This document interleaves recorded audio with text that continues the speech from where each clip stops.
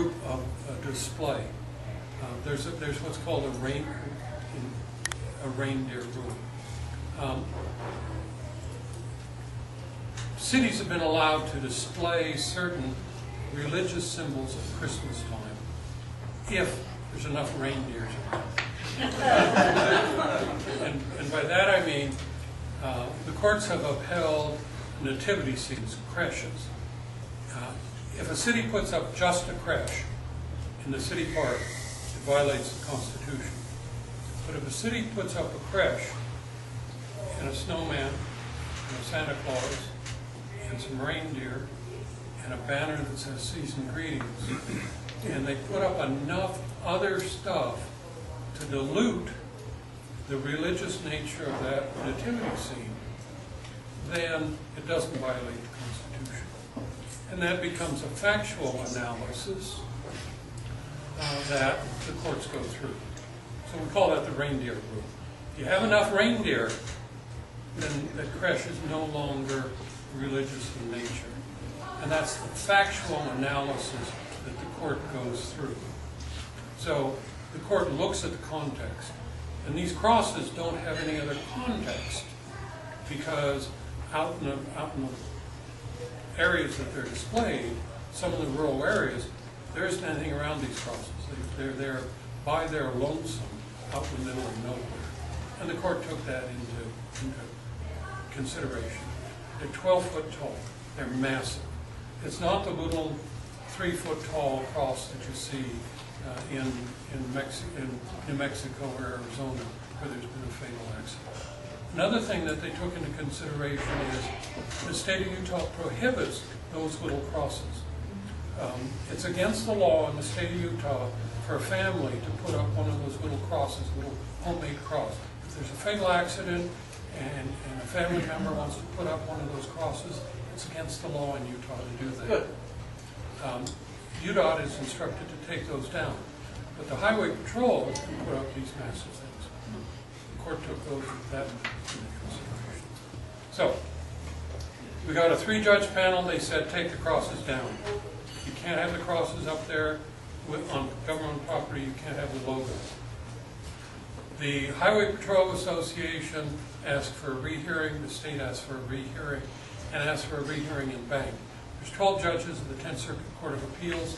They sometimes hear important cases in Bank, meaning all of them rehear. They took a vote, and it was 5-4 against having a rehearing in Bank.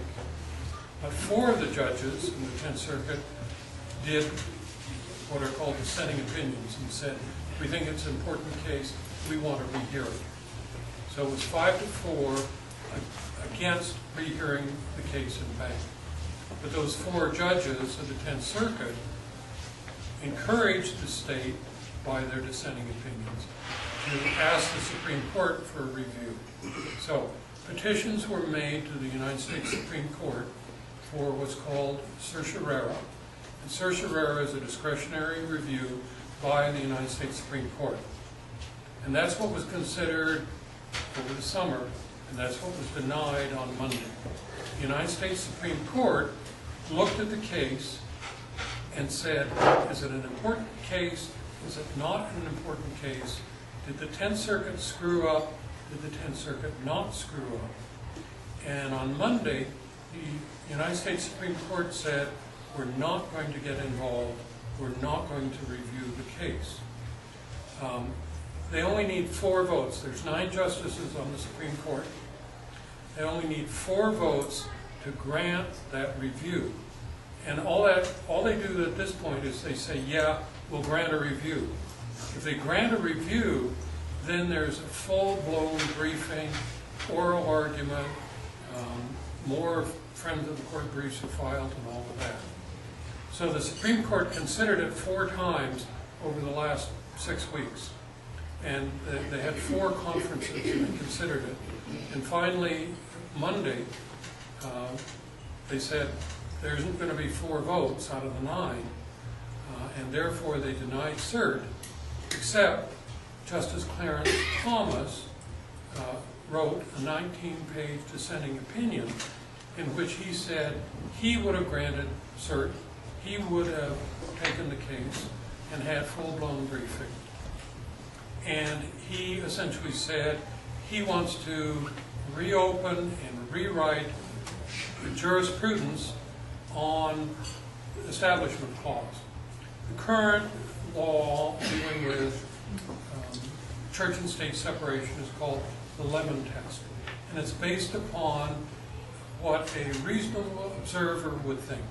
So a reasonable observer stops in the middle of nowhere, encounters one of these crosses, walks up to it and says, here's this 12-foot tall cross. It's got the name of the trooper. It's got the Highway Patrol logo. It's right next to the highway. What do I, as this theoretical, reasonable observer, think? Or I, as a reasonable observer, encounter that same cross on the front lawn of the Highway Patrol office in Murray. What do I think? Do I think there's a tie-in between the state of Utah and Christianity? Do I think, oh, that's two sticks? Do I think it's a memorial? What do I think as a reasonable observer? And that's essentially the Lemon Test. And so Clarence Thomas says this case was an opportunity for the Supreme Court to take that case, to take that issue and tear into it and rewrite the Lemon Test. And that's essentially what his dissenting opinion said. We should take this case on, use it as a vehicle, rewrite the Lemon Test, and clarify everything about the Lemon Test and the Establishment Clause. Now, as I mentioned, the Establishment Clause is used on a fact-based analysis. You look at all the facts. A cross out in the middle of nowhere, 12 feet tall, no other crosses are allowed. It's got the Highway Patrol logo, or it's on the front lawn of the Highway Patrol office. What does the reasonable observer think? Well, Clarence Thomas says he doesn't like that analysis. He doesn't have a new proposal for a substitute program or a substitute plan. None of the other justices have one that they've proposed. They all say, yeah, this law, this Lemon Test isn't real good, but nobody's come up with a better one yet. So our case is presented. Clarence Thomas says this is a wonderful vehicle, let's rewrite it. Nobody else buys into it. So there isn't 4 votes for cert, and cert is denied. So we had a little celebration in our office on Monday.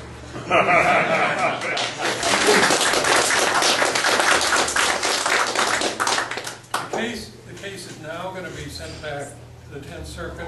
The case is then going to be sent back to the trial court.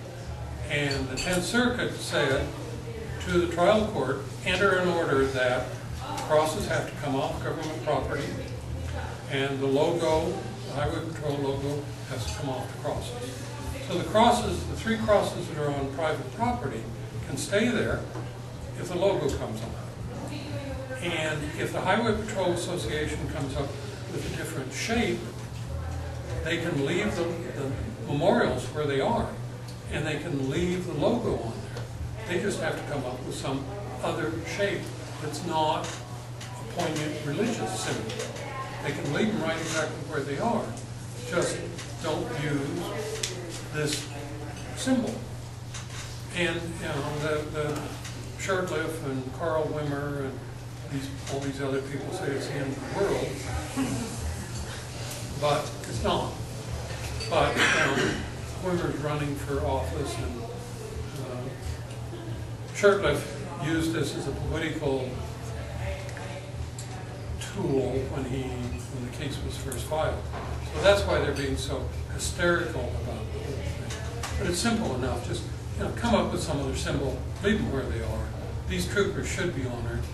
We don't need to have the ultimate religious symbol of Christianity as that memorial. And that's what we've been saying from day one. Let's figure out something else to use to honor these troopers.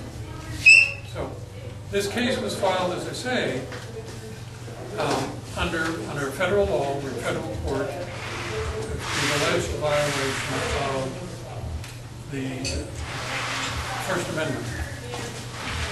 What I enjoy about this kind of litigation is Mark Shurtleff, when we filed it, said I was wrong, that our arguments were wrong, that Sam said we were wrong. The 10th Circuit said we were right. The Supreme Court said they weren't going to weigh in on it. So we won. We were able to teach Mark Shurtleff a lesson. And now what we get to do, is we get to make an application for attorney's fees. Because the particular statute that we brought the lawsuit under allows for an award of attorney's fees.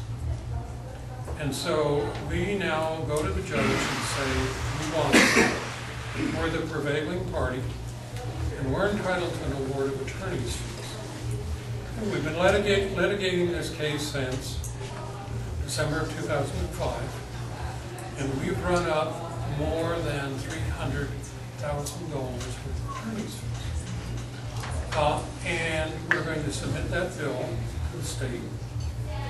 And I want to thank each and every one of you as taxpayers in the state of Utah for your contribution. Because we get to teach the state of Utah a lesson. We get to teach Mark Shurtleff a lesson. And then we get to send them a bill.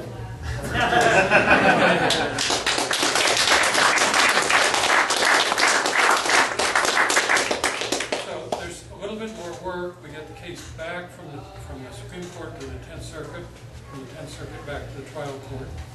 Today, Carl Wimmer went on the news and said, we've got some tricks. We're going to introduce some legislation come January, and we're going to sell postage stamp size pieces of land to the Highway Patrol Association under each of these crossings. And we'll do this kind of trick and that kind of trick. The crosses themselves are what are called breakaway bases, and they're actually held by 4 bolts, and they're designed for traffic safety. And so if they're hit, they fall off the base very easily. Dan, where's your truck? And so they're easily removed. So, you know, by easily removed, Dan, we mean on your way home. So all we need is a truck and some chain. And we can take them on. You don't even need the chain. So when the Highway Patrol Association in the state says, very difficult to do, it's hogwash. They're heavy. They're very heavy because they're 12 feet tall and they're made out of steel. So you wouldn't want one to fall on you. Well, there's steel. I think it's all over reason. So just the Elvis Corps may help people move. You need a crane to do it. But Wimmer is indicating they're going to try and come up with some tricks. So, but that's fine.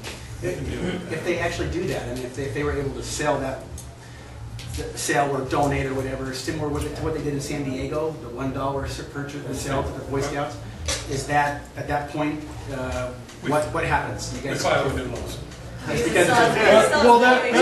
saying it's a charade? Forgive me if I'm oversimplifying, but that falls under the same clause as the current private ones, right? Where the UHP symbol has to come off, but the cross stays. Right.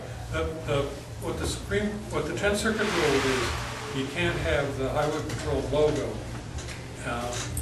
on them at all, and they can't be on government property. So that the postage stamp piece of land would mean maybe they could have the cross, but they can't have the logo on it. Right, okay. But the case law is that selling the postage stamp piece of land doesn't work either, because it's a charade. And the courts have said, you know, it's clear what you're doing. But even if that goes through, it's basically, either way they have to take the UHP symbol off. Right, and it's kind of like, gee, Mr. Wimmer, you're really clever.